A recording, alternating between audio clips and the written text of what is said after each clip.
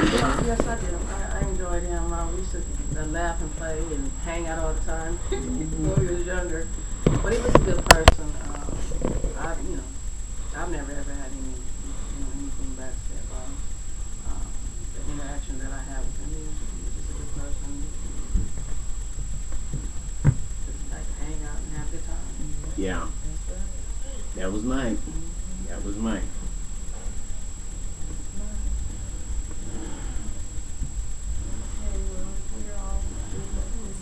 You don't want to say great, wonderful things about your wonderful uncle. He always worried about Tim. Where Tim at? Yeah, he Where sure Tim? did. Yeah.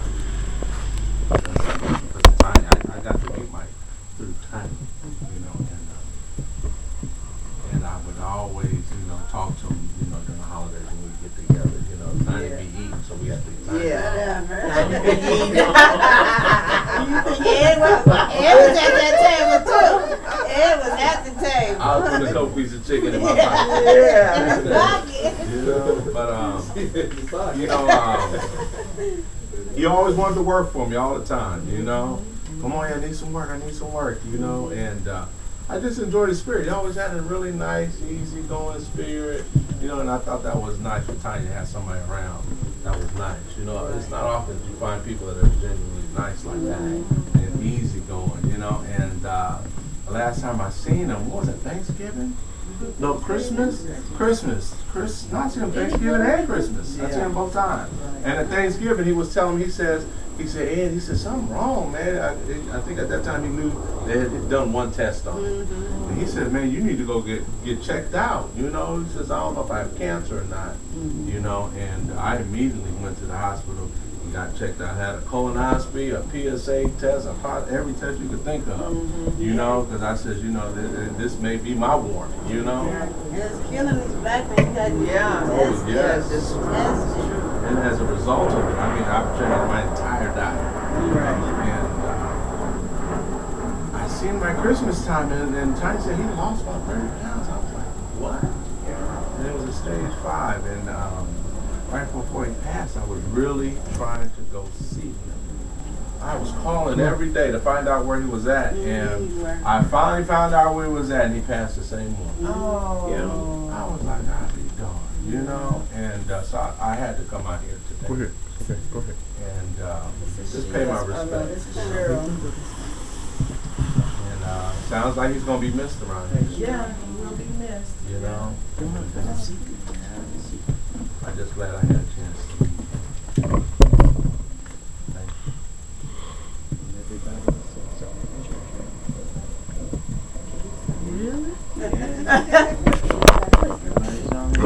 It's dark over there, Cheryl. I think it's gonna work.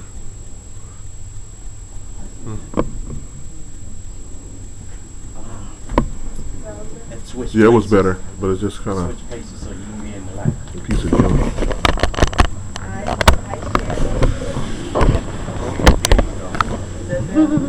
Yeah.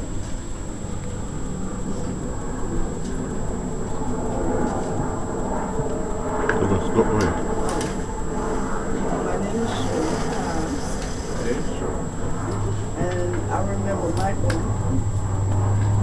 We used to have little family gatherings and see him here and there. But the last time he came down to help do a little work around here, then he came for a little fun and recreation. And that's my fondest memory of Michael. Yeah. You got to party by yourself on your birthday. I know. Yeah. Oh.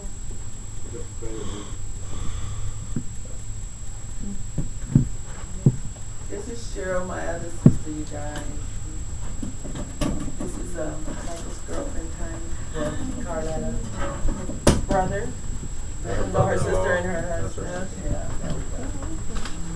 I ain't good with names. Did she say? Oh, no.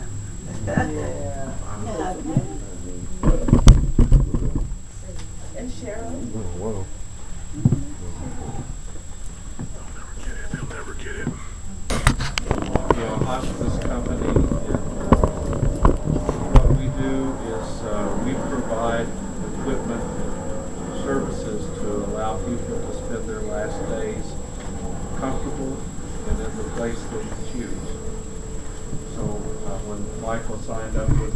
first he was at Vicky's house, and we're able to find a place for him at Plott Nursing Home in Ontario, and we moved him there, and that's where I met him. When I saw him, he was very tired because they had just transported him. And when you're sick, it's not an easy thing to be loaded on a gurney and hauled in an ambulance from one place to another. And I wondered if he was going to wake up enough to say anything to me at all.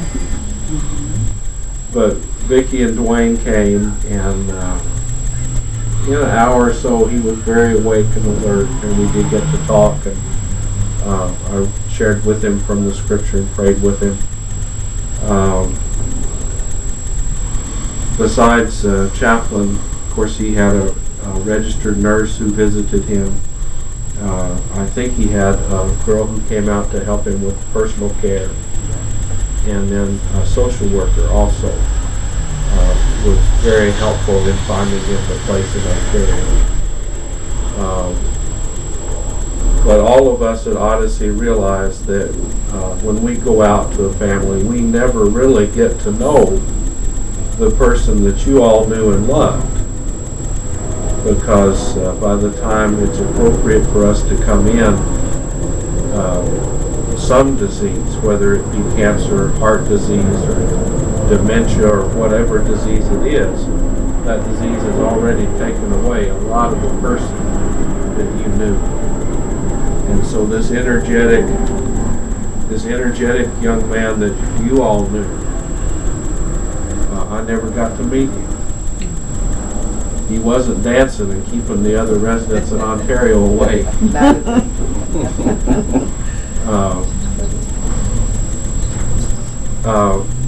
So we know we never really get to meet the people you knew, and there's no way for us to really understand your loss, except that all of us in our own families lose people, and every person is unique, and so every loss that we have is unique. We never really understand anybody else's. We listen, and that's how we try to understand. We listen, and we think about our own experiences that have been similar. Most of us, by the time we're grown, we understand that the time will come when we'll have to say goodbye to mother, father, grandparents. Mm-hmm. But it's hard for any of us, even those of us who do this every day. It's hard for any of us to meet a younger person and know that sooner instead of later we're going to have to say goodbye. And so we want you to know that at Odyssey,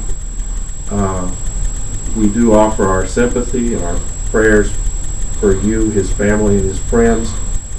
And every day in our office, many of us gather in a room just to pray together for the people that we serve, as well as for the needs of our own families. I'd like to share with you today for a few minutes out of